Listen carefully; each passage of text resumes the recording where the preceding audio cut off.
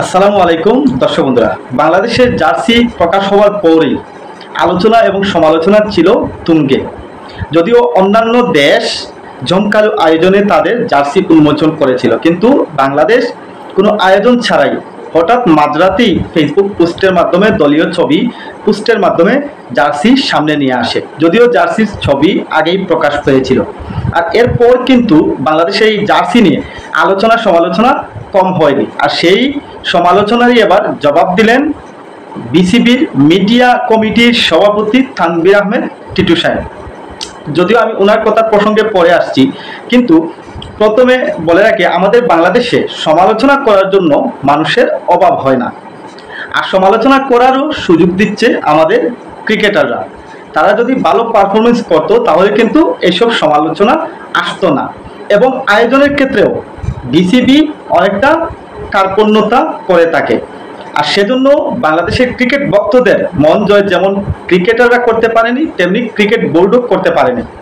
কিন্তু Bangladesh cricket board এই বিষয়টাকে পাশ কাটিয়ে গিয়েছে যে সময়ের অভাবে বাংলাদেশের জার্সি নিয়ে কোনো আয়োজন করা হয়নি। যদিও গেল ওয়ানডে বিশ্বকাপে বাংলাদেশের জার্সি জাঁকজমকপূর্ণভাবেই উন্মোচন করা হয়েছিল, কিন্তু এই জার্সিতে সমালোচনা হয়েছিল অনেক। আর এই সমালোচনার পরে বাংলাদেশ ক্রিকেট বোর্ড জার্সিতে পরিবর্তন আনতে বাধ্য হয়, কিন্তু এবারে টি-20 বিশ্বকাপের জার্সিতে কোনো ধরনের পরিবর্তন আনছে না। এবং বাংলাদেশের এই জার্সি নিয়ে সমালোচকদের সমালোচনায়ও কান দিচ্ছে না বিসিবি, কারণ তানভীর আহমেদ টিটু জানিয়েছেন যে বাংলাদেশের জার্সি নিয়ে কে কি বলল সেটা দেখার বিষয় নয়। যদিও আমাদের বাংলাদেশের জার্সি নিয়ে অনেক সমালোচনা হচ্ছে, কেউ বলছে কেনিয়া জার্সির মতো লাগছে, কেউ বা বলেছিলেন ভিডিও গেমস থেকে কপি করা হয়েছে, আবার কেউ কেউ এমনও মন্তব্য করছে যে এই জার্সিতে টাইগার নয় বরং বিড়াল বিড়াল মনে হচ্ছে। যদিও টাইগারের গায়ে ডোরাকাটা দাগ থেকে বাংলাদেশের এই জার্সির গায়েও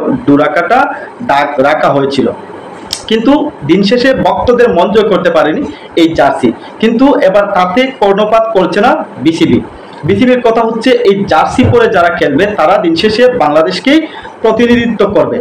এবং কে কি সমালোচনা করলো, ফেসবুকে কে কি বললো, সেটা নিয়ে কোনোভাবেই ভাবছে না বাংলাদেশ ক্রিকেট বোর্ড।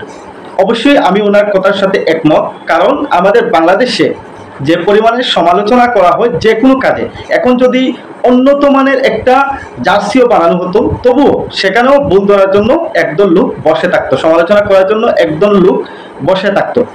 কিন্তু এই সমালোচনায় যদি আপনি কান দেন বা চোখ দেন তাহলেই আপনার সারে সর্বনাশ। তবে দিন শেষে জার্সি কীরকম হলো, ভালো হলো কি খারাপ হলো সেটা কিন্তু ম্যাটার করে না, কারণ ক্রিকেটারদের পারফরমেন্সই কিন্তু কথা বলে। ক্রিকেটাররা যদি ভালো খেলে তাহলে এইসব জার্সি নিয়ে কোনো সমালোচনাই কিছু হবে না, কারণ সব সমালোচনা উড়ে যাবে ক্রিকেটারদের পারফরমেন্সে। আর যদি ক্রিকেটাররা ভালো খেলতে না পারে, খারাপ খেলে, তাহলে এই সমালোচনা কেন আর অনেক বড় বড় সমালোচনা আসবে। কিন্তু দিন শেষে একটা কথাই বলতে চাই, বাংলাদেশের জার্সি যেমনই হোক, বাংলাদেশের ক্রিকেটারদের পারফরমেন্স যেমনই হোক, সমালোচনা হবে গঠনমূলক। এবং দিন শেষে আমাদের এই ক্রিকেটারদের, আমাদের এই ক্রিকেট দলকেই আমরা সাপোর্ট করে যাব, এবং বিশ্বকাপে বাংলাদেশ যেন সর্বোচ্চ সাফল্য বয়ে আনতে পারে সেই জন্য টাইগারদের জন্য থাকছে অনেক অনেক শুভকামনা।